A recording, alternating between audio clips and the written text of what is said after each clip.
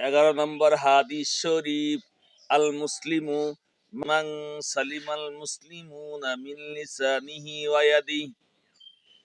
11 নম্বর হাদিস শরীফের অর্থ, খাঁটি মুসলমান ওই ব্যক্তি যার হাত ও মুখ হতে অপর মুসলমান নিরাপদ থাকে।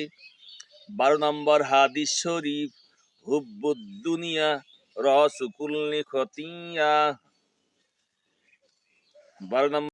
12 নম্বর হাদিস শরীফের অর্থ, দুনিয়ার মোহাব্বত সমস্ত গুনাহের মূল। 13 নম্বর হাদিস শরীফ, ইন্নামাল আমালু বিল খাওয়াতিম। 13 নম্বর হাদিস শরীফের অর্থ, শেষ আমলই নির্ভরযোগ্য। 14 নম্বর হাদিস শরীফ, তুহফাতুল মুমিনিনিল মাউত। 14 নম্বর হাদিস শরীফের অর্থ, ইমানদারের জন্য মৃত্যু উপহার স্বরূপ।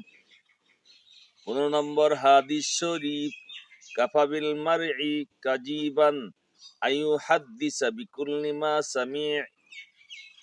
15 নম্বর হাদিস শরীফের অর্থ, যা শোনা তাই বলতে থাকা। কোনো ব্যক্তি মিথ্যাবাদী হওয়ার জন্য এটাই যথেষ্ট। 16 নম্বর হাদিস শরীফ, লা ইয়াদখুলুল জান্নাতা জাসাদুন গুজিয়া বিল হারাম। 16 নম্বর হাদিস শরীফের অর্থ, হারাম ভক্ষণকারীর শরীর বেহেশতে প্রবেশ করবে না। 17 নম্বর হাদিস শরীফ, বাল্লিগু আন্নি ওয়ালাউ আয়া। 17 নম্বর হাদিস শরীফের অর্থ, আমার পক্ষ হতে একটি বাণী হলেও পৌঁছে দাও। 18 নম্বর হাদিস শরীফ, মান সামাতা নাজা। 18 নম্বর হাদিস শরীফের অর্থ, যে চুপ থাকে সে নাজাত পায়।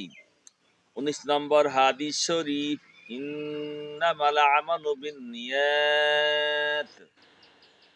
19 নম্বর হাদিস শরীফের অর্থ, সমস্ত কাজই নিয়াতের উপর নির্ভর করে।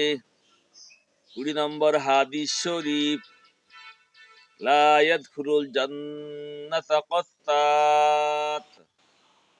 20 নম্বর হাদিস শরীফের অর্থ, চগলখোর অর্থাৎ পরোক্ষ নিন্দাকারী বেহেশতে প্রবেশ করবে না।